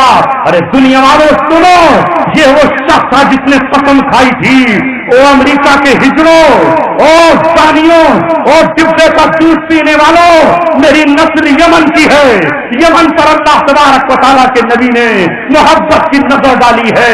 یہ وہ ہاتھ ہیں جس نے کبھی شراب نہیں پی, یہ وہ ہاتھ ہیں جس نے کنگن نہیں پہنے, یہ وہ ہاتھ ہیں جس نے چوڑیاں نہیں پہنی. دنیا کا کوئی لوہا اور کوئی فیکٹری ایسی نہیں بنی جو ہتھکڑی لگا کر اسامہ کو گرفتار کر لیتی. اس نے یہ کہا تھا کہ جس دن یہ وقت آئے گا اس دن موت سے پنجہ اڑاؤں گا اور اس دن شہادت کے گلے میں ہاتھ ڈال کر جنت کا راہی بن کر جاؤں گا. مگر میڈیا کیا کہتا ہے؟ یہ امریکی پیداوار تھا, امریکہ نے کھڑا کیا، امریکہ نے اٹھایا، پھر امریکہ نے بٹھایا، امریکہ نے مار دیا۔ آپ بھی یہی کہتے ہو؟ کوئی کہنے تیار ہے؟ اللہ اکبر! کیسے سمجھائیں، کیسے بتائیں؟ جب یہ رشیا میں آگ سے لڑنے کے لیے عرب کے شہزادے اور دیوانے آ گئے اور روس کو ایسے تابڑ توڑ تھپڑ لگائے کہ وہ بھاگا، تو جب 2003 میں ان کی سرزمین پر وہی منظر دہرایا گیا جو افغانستان میں دہرایا گیا تھا، تو کیا یہ جیالے اپنی سرزمین پر اپنی بہنوں کا انتقام نہ لیتے، اپنی ماں کی فریادوں کو نہ سنتے، اپنی بہنوں کی آہو صبح پر نہ نکلتے؟ اس وقت انہوں نے اعلان کر دیا اور ملا عمر سے کہا، جس زخم سے تم دو چار ہو، ہم بھی اسی زخم سے دو چار ہیں۔ جو حالات تمہارے تھے وہ حالات ہمارے ہیں، اب ہمیں اجازت دو، ہم اپنی سرزمین کی طرف واپس لوٹ کر جائیں گے، اس لیے کہ اب ہمیں خود ہماری ماں بلا رہی ہے۔ اگر تمہاری بگرام جیل قیدیوں سے بھری ہوئی ہے تو ہماری جیل ابو ظریف قیدیوں سے بھری ہوئی ہے۔ اگر یہاں زخم و ستم ہے تو وہاں فاطمہ اور نور بہن کے خطوں نے ہمیں ہلا کے رکھ دیا ہے۔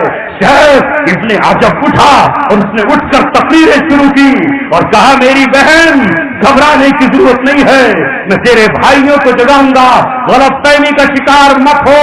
شیخ ابو مصعب زرقاوی شہید رحمت اللہ علیہ جو افغانستان میں تھا، جو تورا بورا کی پہاڑیوں میں زخمی ہوا تھا، یہ زخمی شیر وہاں کی سرحد عبور کرتا ہوا پشاور میں آیا اور پشاور سے ایران داخل ہوا اور ایران کا بارڈر کراس کر کے کہا، قطع بین الحدود، ہم نے حدوں کو اب پار کر دیا ہے۔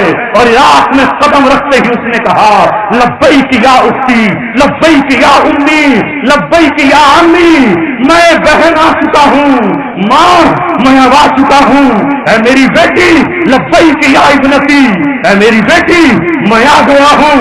اور امریکہ کو للکار کر اس نے یہ کہا کہ تو نے عراق میں قدم رکھ کے اس چنگاری میں اپنا پیر رکھ دیا ہے جو عراق کی سرحدوں سے باہر نکل کر تمہیں دابق میں گھسیٹ لائے گی۔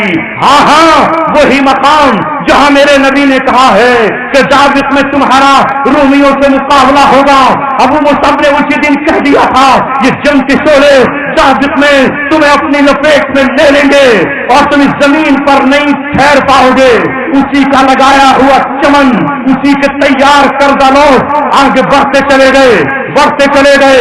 اس نے اپنی تنظیم کا نام التوحید والجہاد رکھا تھا، پھر اس نے اس کو آگے بدل کر وہ القاعدہ سے بیعت ہوا اور القاعدہ سے بیعت ہونے کے ساتھ ہی اس نے دیگر تمام مجاہدین کو ملا کر مجلس شورا المجاہدین بنائی۔ مجلس شورا المجاہدین جب بنی تو اس کے بلانے کا وقت آ گیا۔ اللہ تعالیٰ نے کہا، تو نے امت کے کرنے کو متحد کر دیا، تو نے ساری جماعتوں کو اکٹھا کر دیا، اب میرے شیر تو تھک گیا ہے، تیرا جنت کی وادیاں انتظار کر رہی ہیں۔ 230 کلو گرام کے وزنی لیزر بم سے اسے شہید کر دیا گیا، مگر شہید نے یہ کہا کہ میں اپنے خون کے قطرے سے اسی طرح شہدا دیتا رہوں گا۔ ان کی جگہ ابو حمزہ المہاجر آیا، 5-7 دن کے بعد اس نے ان کے ہاتھ پر بیعت کی، مگر اب سنی قبائل اور تمام گروہ اکٹھے ہوئے اور مجلس شورا المجاہدین نے وہ تاریخ صاف فیصلہ کیا جسے دنیا جانتی نہیں ہے۔ انہوں نے کہا، اپنی پہچان ختم کر دو، اپنے سب جھنڈے جلا دو اور ساری آئیڈینٹی مٹا دو اور ایک جماعت کے تلے جمع ہو جاؤ، سب کا امیر ایک ہو، سب کا کلمہ ایک ہو، ایک شہر فتح کریں گے اور اللہ کی شریعت کو زمین پہ نافذ کریں گے۔ اللہ کی زمین چاہے ایک بارش سے نافذ ہو۔ یہ فیصلہ 17 اکتوبر 2006 کو ہوا، 5 جون 2006 کو ابو مصعب زرقاوی شہید ہوا، 12 جون 2006 کو ابو حمزہ المہاجر ان کا نائب بنایا گیا۔ 17 اکتوبر 2007 میں تقریباً 1 سال کے بعد پھر جو اعلان ہوا وہی اعلان تھا دولت الاسلام. عربی میں دولت حکومت کو کہتے ہیں، مطلب تھا اس کا اسلامی حکومت، اسلامی ریاست. اب اس کا امیر شیخ ابو عمر البغدادی تھے. کسی کو یقین نہ ہو تو اے عالموں ابو عمر بغدادی کی تقریریں سن لو. ان کا منہج نہیں جانتے ہو تو ان کے مذہب منہج کو سمجھ لو.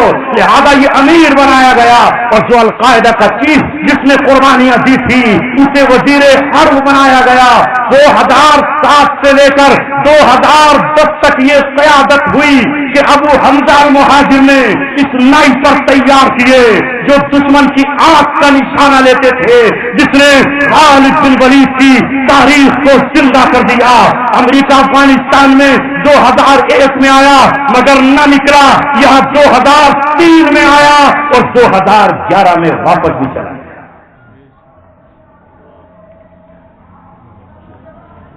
چونکہ حقائق معلوم نہیں ہوئے.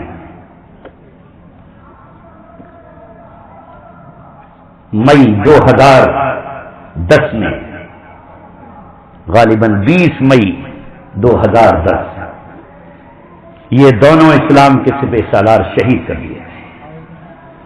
ایک پر اٹیک ہوا ڈرون سے اور ایک کے گھر پہ حملہ ہوا، اور دونوں نے شہادت کا جام ایک ہی دن میں کیا. اتنا بڑا جھٹکا تھا کہ اہل عراق سنور نہیں پائے. ہم تو یہاں بیٹھے ہیں، ہم پہ کیا گزری؟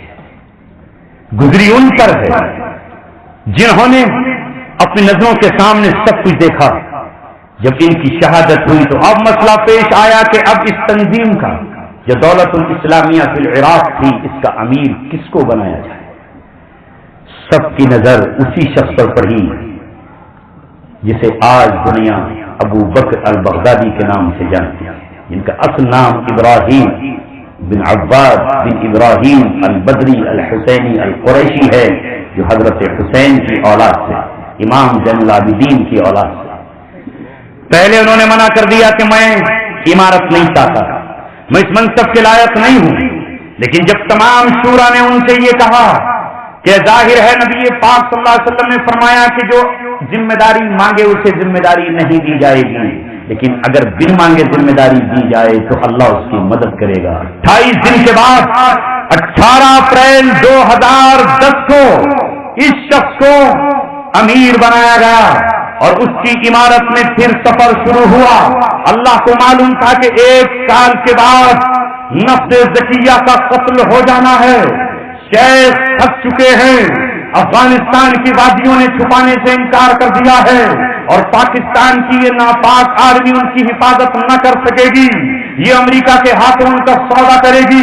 اللہ کی سنت میں یہ بات شامل تھی کہ 2 مئی 2011 ان کی شہادت ہونا ہے. اس سے پہلے ہی اللہ تبارک و تعالیٰ نے وہاں دولت الاسلام کو مضبوطی عطا کر دی. 1 سال کے اندر اندر امریکیوں پر وہ تابر توڑ حملے کیے گئے کہ وہ دنیا میں اپنی تاریخ بھول گئے اور وہاں سے نکل کر بھاگے. 2 مئی 2011 کو اسامہ بن لادن کی شہادت کی جیسے ہی خبر پہنچی، تاریخ گواہ ہے کہ عراق استشہادیین کے حملوں سے گونج اٹھا اور صحابہ کی آس تازہ ہو گئی. روئے زمین پر دنیا میں فدائین جتنے سرزمین عراق و شام پر آپ کو ملیں گے، کوئی اتنی تاریخ پیش نہیں کر سکتا ہے. اب اللہ تبارک و تعالیٰ کو یہ جنگ اور آگے بڑھانی تھی کہ 2011 آنے ہی والا تھا کہ مارچ 2011 میں ملک شام میں انقلاب آ گیا. چند ننھے منھے بچوں نے اپنے قلم سے دیواروں پر آزادی کا نعرہ لکھ دیا، التحریر لکھ دیا اور یہ لکھ دیا ارحل ارحل یا بشار، اے ڈکٹیٹر، اے حکمراں اب تجھے جانا ہوگا. مگر حکومت کی ایجنسیوں نے ان بچوں کو کھنگال دیا. ان کے دروازے توڑ کر جب پولیس فورس ان کے گھر پہنچی تو یہ معصوم بچے اپنی باپ کی گود میں سمٹ گئے، اپنی ماں کی گردن میں باہیں ڈال کر یہ تحاشا رونے لگے، ماں ہمیں بچا لیجیے. مگر آخر کیسے بچائے جا سکتے تھے؟ وہ لے جائے گئے اور جب ماں باپ ان کے پہنچے کہ ہمارے بچوں کو ہمیں دے دو تو اس بشر الاسد کے خالازاد بھائی نے جو وزیر داخلہ تھا اس نے یہ کہا ان بچوں کو بھول جاؤ، یا تو دوسرے بچے اپنی بیویوں سے جن لو، اور اگر جننے پہ قادر نہیں ہو تو اپنی بیویاں ہمیں دے دو، ہم دوسرے بچے تمہیں دے دیں گے۔ ملک شام کے اہل ایمان کو بس اسی بنیاد پر اللہ کو کھڑا کرنا تھا، انہوں نے اپنی قتال اتار کر اس کی میز پر رکھ دی اور کہا یہ اعلان جنگ ہے، قتال واپس لینے آئیں گے تو اب اپنی شمشیر برہنہ کے ساتھ آئیں گے۔ 16 مارچ 2011 کو اتنا بڑا مظاہرہ ملک سیریا کی مسجد حسین ابن علی میں ہوا کہ پوری دنیا چہل گئی اور شام کا انقلاب شروع ہو گیا۔ رسول اللہ کی بشارت سامنے آئی کہ جب ساری دنیا میں ایمان کمزور ہوگا تو ایمان شام میں مضبوط ہوگا۔ اے لوگوں، اگر شام میں بھی فساد پھیل جائے تو کوئی خیر کہیں نہیں ہے۔ 2011 میں جب یہ انقلاب برپا ہوا اور وہاں سے خبریں آنا شروع ہوئی تو ظاہر ہے کہ دولت اسلامیہ فی العراق مضبوط تھی۔ اسی شخص نے قرآن پہ عمل کرتے ہوئے اپنے لوگوں کو ملک شام کے اندر بھیجا اور شام کے اندر بھیج کر یہ کہا کہ ظالم کے ہاتھ توڑ دینا، مظلوموں کی مدد کرنا، اور دیکھتے ہی دیکھتے انہوں نے نصیری وہ فرقہ جو اپنے آپ کو اللہ تبارک و تعالیٰ کہلواتے ہیں، جو یہ کہتے ہیں کہ حضرت علی اللہ خود بخود تھے، جنہوں نے رسول اللہ کو پیدا کیا، جنہوں نے حضرت جبریل کو پیدا کیا، جن کا عقیدہ یہ ہے کہ شراب ہمارے یہاں حلال ہے، جن کے یہاں حج پر پابندی عائد ہے، جو یہ کہتے ہیں کہ ہر بادشاہ ہمارے یہاں اللہ کا درجہ رکھتا ہے۔ اس کا باپ حافظ الاسد نے یہ نعرہ لگایا تھا، الحزب الاسلامی معبود لنا، باز پارٹی ہمارا معبود ہے اور یہ وطن ہمارا خدا ہے اور یہ ہمارا رسول ہے۔ اس کے خلاف جب یہ لوگ وہاں پہنچے تو اللہ تبارک و تعالیٰ نے وہاں فتوحات عطا فرمائی، یہاں تک کہ 2011 گزر کے 2012 آیا، پھر 2013 آیا۔ 2013 میں اللہ تبارک و تعالیٰ نے فتوحات کے دروازے کھول دیے، اس لیے کہ آزمائش محمد رسول اللہ کی بھی 13 سال ہوئی تھی، اور 13 سال کے بعد فتوحات کا دروازہ کھل چکا تھا۔ پھر یہ اللہ تبارک و تعالیٰ کے شیر اس مقام پر پہنچے کہ اے ملک شام کے مظلوموں، تمہیں جیل میں قید کر دیا گیا ہے، اب ہم جیل کی دیوار توڑ دیتے ہیں۔ پچھلے سال یہی مہینہ تقریباً رمضان سے پہلے کا مہینہ تھا، اس بارڈر تک یہ پہنچ گئے، ادھر سے اس بارڈر پر آئے جو سائکسپی کو کہلاتا ہے، جو فرانس کے وزیر خارجہ نے اور برطانیہ کے وزیر خارجہ نے قائم کیا تھا امت کو ٹکڑے ٹکڑے کرنے کے لیے۔ امت کے ان غلاموں نے اس کو اپنی ٹھوکروں سے توڑ کر، بلڈوزر سے توڑ کر ملک شام کے لوگوں سے کہا آؤ آج سے عراق بھی تمہارا ہے۔ اہل عراق سے کہا اب شام تمہارا ہے۔ شیخ ابو محمد العدنانی جو دولت اسلامیہ کا ترجمان ہے، جو آج کا عبداللہ بن رواحہ ہے، جو دور حاضر کا خطیب ہے، اس نے کھڑے ہو کر یہ کہا کہ ہم نے ذلت کی حدود توڑ دی ہیں، اور آگے کہا ہم نے اس صنم اکبر کو توڑ دیا ہے، لنکسرن القیود ولنحطمن الحدود، اب ہم ہر قیود اور حدود کو توڑ پھینکیں گے اور آگے بڑھیں گے۔ ابھی مہینہ نہیں گزرا تھا کہ رمضان کا جب چاند نظر آیا تو اب حکمرانی عراق کے دیالہ سے لے کر ادلب تک قائم ہو چکی تھی۔ اتنا بڑا رقبہ قبضے میں آ گیا تھا جو لبنان سے 5 گنا بڑا زیادہ ہے، جو برطانیہ کے برابر کا رقبہ ہے۔ لہذا اعلان کیا گیا 90 سال سے امت بن خلیفہ کی زندگی گزار رہی ہے، اور رسول اللہ نے فرمایا ہے کہ جو خلیفہ کی بیعت کے بغیر مر گیا وہ جاہلیت کی موت مرا۔ امت میں کوئی تو خلافت کا اعلان کرتا، اس کی پرواہ کیے بغیر کہ اب انجام کیا ہوگا، اب حشر ہمارا کیا ہوگا۔ اعلان کیا کہ اب یہ دولت اسلامیہ عراق و شام نہیں بلکہ یہ خلافت الاسلامیہ ہے، اور اب ہم مشرق میں انڈونیشیا تک اور مغرب میں اسپین تک جائیں گے۔ ان کی آواز گواہ ہے، ان کے ویڈیوز گواہ ہے، جس میں وہ یہ کہہ رہے ہیں سنؤذن ونصلی فی الروم، وہ دن آنے والا ہے کہ جب ہم روم کے اندر نماز ادا کریں گے، اور یہ کہہ چکے ہیں کہ تم نے امت سے تم نے امت سے گولڈ چھینا تھا اور انہوں نے گولڈ کو جاری کر کے درہم سونے کے دینار بنا کر بتا دیا ہے کہ خلافت کا دور پھر آئے گا۔ بس میرے دوستو، مجھے چونکہ وہاں جانا تھا، باقیات جب سورج نکلے گا تو خود سورج کی کرنوں کو پہچان لیں گے۔ رہی بات یہ، کوئی یہ کہے کہ صاحب یہ کیوں آ گئے، کہاں سے آ گئے، تو کوئی دوسروں تو نہیں پوچھتا ہے کیوں آ گئے، کہاں سے آ گئے۔ ہمارے ملک میں منموہن جی چلے گئے اور مودی جی آ گئے، کسی کو اعتراض ہے؟ کوئی بھی اعتراض نہیں۔ وہاں مشرف صاحب قید میں ہیں اور نواز صاحب آ گئے، کسی کو کوئی اعتراض ہے؟ کچھ بھی نہیں۔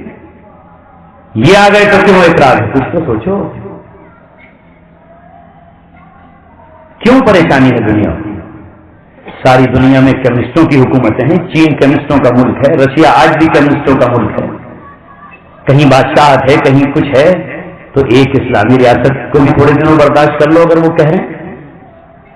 کیا مشکل ہے؟